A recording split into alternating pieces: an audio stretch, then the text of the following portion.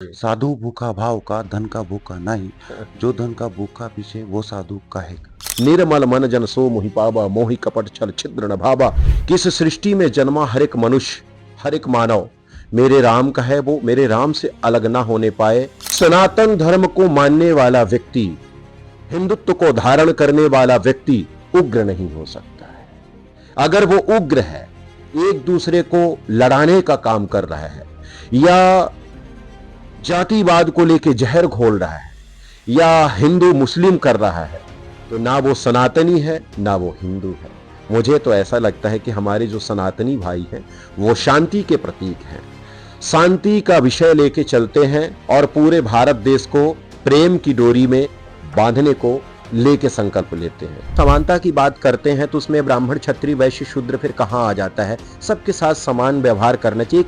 आम आदमी करे तो वहां तो कुछ कहने की आवश्यकता नहीं होती, लेकिन जब देश का राजा, देश का प्रधानमंत्री कोई निर्णय लेता है तो उसको सोच के लेना चाहिए। देखिए है कि निंदा तो मेरी भी बहुत सारे लोग करते हैं, बहुत कुछ कह देते हैं, और भगवान रामकृष्ण को नहीं छोड़े तो मुझे कैसे छोड़ सकते। तो मुझे ऐसा लगता है कि साधु वो है जो साधना रत है, साधु वो है जिसके जीवन में त्याग ही त्याग है, साधु वो है जो सारे सृष्टि के प्राणी मात्र से प्रेम करने का, स्नेह करने का संकल्प लिया है, वो साधु है। जी, कि तुम राम की संतान हो, राम तुम्हारे हैं।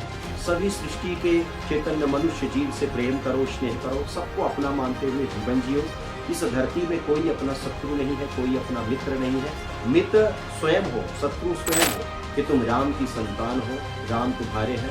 सभी सृष्टि के चैतन्य मनुष्य जीव से प्रेम करो, स्नेह करो, सबको अपना मानते हुए जीवन जियो। इस धरती में कोई अपना शत्रु नहीं है, कोई अपना मित्र नहीं है। मित्र स्वयं हो, शत्रु स्वयं हो। NTV टाइम, जनता की बात जनता के साथ। किसी का भी चित्र देखकर उसके चरित्र के बारे में सभी जानकारी बता देने का दावा करने वाले मां निकुंबला शक्तिपीठ महामायापुरम पीठाधीश्वर त्रिकालदर्शी और कथावाचक रामलला महाराज बदनावर क्षेत्र के प्रवास पर रहे। इस दौरान उन्होंने NTV टाइम्स से चर्चा करते हुए सनातन धर्म के प्रति आस्था रखने की बात कही। साथ ही कहा कि पूर्व में भी मेरी बताई भविष्यवाणियां सत्य हो चुकी हैं और आगे भी लोगों की जिज्ञासा दूर करने का प्रयास किया जाता रहेगा। उन्होंने UGC कानून सहित वर्तमान परिदृश्य में चल रहे सामुदायिक मुद्दों पर भी बेबाकी से अपनी बातें रखी और क्या कुछ कहते हैं रामलला महाराज, सुनिए हमारे बदनावर सहयोगी पवन वैष्णव के साथ। नमस्कार, NTV टाइम न्यूज चैनल में आपका स्वागत है। आपके साथ मैं हूं पवन वैष्णव। इस वक्त हमारे साथ खास चर्चा में एक खास मेहमान मौजूद है। जी हां, हमारे साथ में त्रिकालदर्शी श्री रामलला सरकार के नाम से जाने जाने वाले प्रसिद्ध संत, जो कि अयोध्या के वासी कहे जाते हैं, राम कथाएं करते हैं, भगवान राम के ऊपर कथाएं कर कर हिंदू धर्म अनुयायियों को जगाने का प्रयास करते हैं। आज विभिन्न विषयों पर उनसे साक्षात्कार करेंगे। सर्वप्रथम रामलला सरकार जी, आपका स्वागत है हमारे चैनल में। आप हिंदू धर्म की धर्म पताका लेकर सनातनियों को जगाने का प्रयास कर रहे हैं। ये धर्म की यात्रा कैसे प्रारंभ हुई थी और कहाँ तक इस यात्रा को ले जाने का उद्देश्य है? जय श्री राम, जय श्री रामलला सरकार, जय मां निकुंबला। आपका प्रश्न बहुत सुंदर है। सर्वप्रथम आपको हृदय से धन्यवाद। और आपका जो प्रश्न है मूलतः कहीं न कहीं सत्य सनातन धर्म को जगाने का ही काम कर रहा है। आपके प्रश्न को सुन के मैं बहुत आनंदित हूँ, गर्वित हूँ। देखिए, मेरे जीवन का लक्ष्य है मानव मानवता को धारण करे, मानव मानव बन जाए ताकि परमात्मा को जान सके।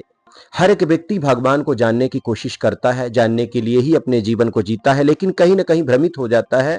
सो उस भ्रम को तोड़े और मूलतः अपने स्वरूप को जाने, इसी विषय को लेकर मैं प्रयत्न कर रहा हूं। मेरे जीवन का लक्ष्य है कि इस सृष्टि में जन्मा हर एक मनुष्य, हर एक मानव मेरे राम का है, वो मेरे राम से अलग ना होने पाए।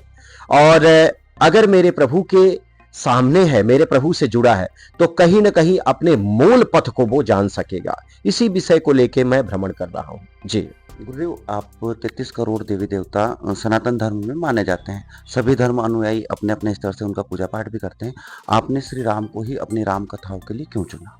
बहुत सुंदर आदरणीय प्रश्न है ये आपका। प्रभु मेरे राम वो सनातन धर्म के ही धुरी हैं, सनातन धर्म ही है। मेरे भगवान राम, मेरे भगवान कृष्ण वो सनातन धर्म के ही प्रतीक है। मैं तो ऐसा कहूंगा कि मूलतः सनातन धर्म ही है। जिस भगवान ने लता पता पाषाण को भी प्यार दिया हो, सारे सृष्टि को अपना ही अंग मानते हुए समर्पित भाव से मानव को जगाया हो, सारे सृष्टि के जीव आत्मा को अपने चरणों में समाहित किया हो, जहां लेश मात्र किंचित मात्र भी न कोई भेद है न कोई भाव है, सिर्फ और सिर्फ समर्पण और अपना ही मान के कृपा बरसाना है। उस भगवान को इसलिए मैं अपने जीवन में धारण किया, उसको लेके चला, क्योंकि मेरे राम ही ऐसे हैं जो समस्त सृष्टि से, समस्त सृष्टि के जीव मात्र से प्रेम करते हैं। जहां प्यार ही प्यार है, प्रेम ही प्रेम है, समर्पण ही समर्पण है, सहजता लघुता ही लघुता है, वही मेरा भगवान, मेरा आराध्य, सारे सृष्टि का सृजन करता है। इसलिए मैं अपने प्रभु राम को चुना। जी गुरुदेव, संत का जीवन काफी कठिन होता है, काफी दुर्गम होता है। आपको जब संत का जीवन आपने धारण किया, प्रारंभिकता से जब इस ओर आए थे, तो किन संकटों का सामना करना पड़ा था? देखिए, मुझे ऐसा लगता है कि संत वही है जो जल सा व्यवहार करे, संत वही है जो वृक्ष सा व्यवहार करे, संत वही है जो अग्नि वायु सा व्यवहार करे। मेरे जीवन में कोई संकट नहीं आया, क्योंकि मैं संकट को जानता ही नहीं। जिनके चरणों की रज मुझे बराबर मिलती हो, उसको संकट कहां से आ सकता है। संत को कभी संकट नहीं घेर सकता। हो संत, संत का मतलब क्या है मैं बताना चाहूंगा। जो सभी से प्रेम करे, निश्चल भाव से रहे, जो सबको अपना माने, परमात्मा का ही स्वरूप मान के सबके चरणों में प्रणाम करता हुआ जीवन जिए, वो संत है। जो समस्त सुखों का त्यागन करते हुए दूसरे को सुख प्रदान करने का संकल्प ले, वो संत है। जिसके जीवन में परमार्थ का ही भाव है, वो संत है। ऐसा अगर भाव आ गया किसी के हृदय में, मन में, उसको कभी कष्ट नहीं व्याप सकता, वो कठिनाइयों का सामना नहीं कर सकता। जी गुरुदेव, आपको त्रिकालदर्शी रामलला सरकार के नाम से जाना जाता है। लोगों के भविष्य के बारे में आप पहले से अनुमान लगा के बता देते हैं। ये सिद्धि है, तंत्र है, मंत्र है, या आपकी सिद्धि शक्ति है? देखिए, सनातन धर्म में अनादिकाल से शक्तियां रहीं और प्रचंड रूप में रहीं, और जब जब आवश्यकता पड़ी तो व्यक्ति दिखाया भी। और मैं माँ निकुंभला का साधक भी हूँ, माँ कामाक्षा निकुंभला की साधना करता हूँ। और त्रिकालदर्शी तो लोग बाग इसलिए कहते हैं क्योंकि मेरी बहुत सारी वाणी सिद्ध हुई है। राजनीति के विषय को लेके जब भी मैं बोला हूँ तो 99% मेरी वाणी सिद्ध हुई है। बहुत सारे अधिकारी अफसर जिनको मैंने बोला, वो भगवान के चरणों की कृपा से अपने पद को लेके स्थापित हुए। सो इसलिए लोग बाग त्रिकालदर्शी कहते हैं। लेकिन त्रिकालदर्शी तो मेरे शिव हैं, मेरे भगवान हैं, उनके अलावा मनुष्य नहीं हो सकता। हाँ, 99% वाणी हमारी सिद्ध होती, इसलिए लोग कहते हैं। पर कभी अवसर जब मिलता है, आता है, तो ऐसा कभी कभी मेरे मुख से हो जाता है, मेरे द्वारा हो जाता है, इसलिए लोग बात त्रिकालदर्शी कहते हैं। जी गुरुदेव, आजकल जो साधु जीवन है काफी दुर्गम भी हुआ है, लेकिन साधु का प्रचलन भी बढ़ा है। आज कई लोग अस्तित्व में आए हैं, कथावाचकों का क्रेज बढ़ा है। अपने अपने स्तर पर विवादों में भी वो घिरे रहते हैं, लेकिन आज तक आप किसी विवाद में नहीं आए हैं। इस पर क्या कुछ कहेंगे? आदरणीय क्या है कि निंदा तो मेरी भी बहुत सारे लोग करते हैं, बहुत कुछ कह देते हैं, और भगवान रामकृष्ण को नहीं छोड़े तो मुझे कैसे छोड़ सकते हैं। लेकिन सच बात तो यही है कि अगर साधु जीवन जी रहे हो, साधु का भेष धारण किए हो, या गुरु प्रसाद मिला है, गुरु भगवान के चरणों का रज मिला है, तो फिर वहां मान अपमान, कीर्ति ख्याति, इसका त्यागन करके जीवन जियो, तभी समाज को कुछ दे सकते हो। अगर ये सब कुछ लेके चलोगे, मान सम्मान को देखते हुए चलोगे, ख्याति कीर्ति को लेके देखते हुए चलोगे, तो समाज का उत्थान नहीं कर सकते हो, देश की सेवा नहीं कर सकते हो, और नवीन समाज का निर्माण करने की तो बात ही नहीं सोच सकते हो। मुझे ऐसा लगता है कि साधु वो है जो साधना रत है, साधु वो है जिसके जीवन में त्याग ही त्याग है, साधु वो है जो सारे सृष्टि के प्राणी मात्र से प्रेम करने का, स्नेह करने का संकल्प लिया है, वो साधु है। जी गुरुदेव, बिल्कुल अधिकतम साधु संत लोग वैसा करते भी है जैसा आप कह रहे हैं, लेकिन मैं दो पंक्तियों के माध्यम से इस ओर आपका ध्यान आकर्षण करवाना चाहूंगा। जी। साधु भूखा भाव का, धन का भूखा नहीं, जो धन का भूखा पीछे वो साधु कहेगा। जी क्या बहुत कहेंगे? बहुत सुंदर, बहुत सुंदर। सच बात तो यही है कि साधु भावना का भूखा है, भाव का भूखा है, और पावन श्री रामचरितमानस इसका प्रमाण भी दे रहा है। और कवि कुल कमल दिवाकर गोस्वामी श्री तुलसीदास महाराज जी भी कह रहे हैं, भगवान स्वयं कहते हैं, मुझे अगर पाना चाहते हो तो सिर्फ और सिर्फ समर्पण, प्रेम, निर्मल मन जन सो मोहि पावा, मोहि कपट छल छिद्र न भावा। अगर मुझे जानना चाहते हो, मुझे पाना चाहते हो, मुझे देखना चाहते हो, तो सिर्फ और सिर्फ लघु बन जाओ, समर्पित हो जाओ, सरल बन जाओ, सहज बन जाओ, दीनहीन बन जाओ और मुझको अपने हृदय में देखो, मैं तो तुम्हारा हूं।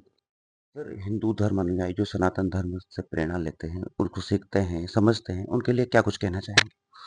सनातन धर्म को मानने वाला व्यक्ति, हिंदुत्व को धारण करने वाला व्यक्ति उग्र नहीं हो सकता है। अगर वो उग्र है, एक दूसरे को लड़ाने का काम कर रहा है, या जातिवाद को लेके जहर घोल रहा है, या हिंदू मुस्लिम कर रहा है, तो ना वो सनातनी है, ना वो हिंदू है। मुझे तो ऐसा लगता है कि हमारे जो सनातनी भाई हैं, वो शांति के प्रतीक हैं, शांति का विषय लेके चलते हैं और पूरे भारत देश को प्रेम की डोरी में बांधने को लेके संकल्प लेते हैं। जी। वर्तमान में आप जब बदनावर आए थे तो यूजीसी कानून को लेकर आपने एक बयान दिया था। सरकार ने उसको कानून को अध्यादेश के रूप में पारित कर दिया था, लेकिन आपके बयानों के बाद सुप्रीम कोर्ट ने उस पर रोक लगा दी थी। यूजीसी कानून को कितना सही, कितना गलत मानते हैं? देखिए, जब समानता की हम बात करते हैं, राजा को उसके लिए प्रजा कोई भी हो, समान दृष्टि से व्यवहार करना चाहिए। तो जब हम समानता की बात करते हैं तो उसमें ब्राह्मण, क्षत्रिय, वैश्य, शूद्र फिर कहाँ आ जाता है? सबके साथ समान व्यवहार करना चाहिए। आम आदमी करे तो वहां तो कुछ कहने की आवश्यकता नहीं होती, लेकिन जब देश का राजा, देश का प्रधानमंत्री कोई निर्णय लेता है तो उसको सोच के लेना चाहिए। देखिए, हम तो सबका सपोर्ट करते हैं, सभी को हृदय से आशीर्वाद देते हैं, लेकिन जो ये यूजीसी का कानून आया, इसको लेके थोड़ा मैं भी कष्टित हुआ, क्योंकि आपस में भेदभाव न हो, कलह न हो, क्लेश न हो। जो फूल जैसे बच्चे हैं, जिनका बहुत सुंदर भविष्य है, उन बालकों को लेके कहीं ना कहीं ये कानून ठीक नहीं था। सो अभी उस कानून का खंडन हुआ है, रोक लगा है, और मैं तो चाहूंगा कि कभी भी कानून बने, मानव हित में बने, मानव कल्याण में बने, और जो हमारे भारत देश के प्यारे से भविष्य हैं, उनका भविष्य कहीं बाधित न हो, ऐसा कानून बने। जी। लंबे वर्षों से आप तपस्या में लीन हैं, मतलब साधु संत का जीवन जी रहे हैं। एक आखिरी और अंतिम सवाल मैं आपसे पूछूंगा कि सोशल मीडिया का जमाना हावी, भौतिकवाद काफी हावी, भौतिकवाद के इस जमाने में आध्यात्म की राह को कैसे चुना जा सकता है? अध्यात्म को लेके अगर मैं देखूं तो अध्यात्म किसी से बाधित इसलिए नहीं हो सकता क्योंकि वो सूर्य के समान है। साधक कभी विचलित नहीं हो सकता क्योंकि वो भगवान के चरणों में समर्पित होकर जीवन जीता है। जिस प्रकार सूर्य को तुक्ष बादल बाधित नहीं कर सकता, ठीक उसी प्रकार सनातन धर्म के जो अनुयायी हैं, साधक हैं, नाना प्रकार के ऐश्वर्य, वैभव, कीर्ति, ख्याति ये बाधित नहीं करता। देखिए, सोशल मीडिया की बात अगर हम करें तो सोशल मीडिया अगर मेरा साथ देता तो 99% मेरी ही भविष्यवाणी आज तक सत्य हुई है। अपितु ऐसा नहीं कहना चाहिए, यह अहंकार का विषय हो जाएगा, लेकिन सत्य है, उसको बोलना भी चाहिए। आज तक किसी भी राजनेता के बारे में मैं कुछ कहा हूं, पूर्ण भविष्यवाणी हुई है। हाँ, 100% मेरी भविष्यवाणी नहीं पूरी होती क्योंकि मैं भगवान नहीं हूं, मनुष्य हूं। मैं चाहता भी हूं कि मेरी 100% भविष्यवाणी ना हो, पूरी 99% हो। तो अगर सोशल मीडिया मेरे तरफ देखता, मीडिया वाले मेरे तरफ देखते, तो कहीं ना कहीं राष्ट्र का बहुत बड़ा उत्थान होता, कल्याण होता। तो इसकी भी आवश्यकता है, लेकिन साधक के लिए ये आडंबर की आवश्यकता है भी नहीं। जी। मतलब जो आपके भक्त हैं, जो हिंदू धर्म के श्रद्धालु हैं, उनको हमारे चैनल के माध्यम से क्या संदेश देना चाहिए? मैं सिर्फ और सिर्फ कहूंगा कि तुम राम की संतान हो, राम तुम्हारे हैं। सभी सृष्टि के चैतन्य मनुष्य जीव से प्रेम करो, स्नेह करो, सबको अपना मानते हुए जीवन जियो। इस धरती में कोई अपना शत्रु नहीं है, कोई अपना मित्र नहीं है। मित्र स्वयं हो, शत्रु स्वयं हो। ज्यादा से ज्यादा कोशिश करो राम जी के श्री चरणों से जुड़ने के लिए, बस इसके अलावा कुछ नहीं कहेंगे। जय श्री राम। तो ये थे त्रिकालदर्शी रामलला सरकार जी, जो कि कह रहे हैं कि व्यक्ति स्वयं अपना मित्र और स्वयं अपना शत्रु होता है। हमें राम जी की शरण में रहकर राम जी की भक्ति करना चाहिए। कैमरा पर्सन योगेश बैरागी के साथ पटना से पवन वैष्णव।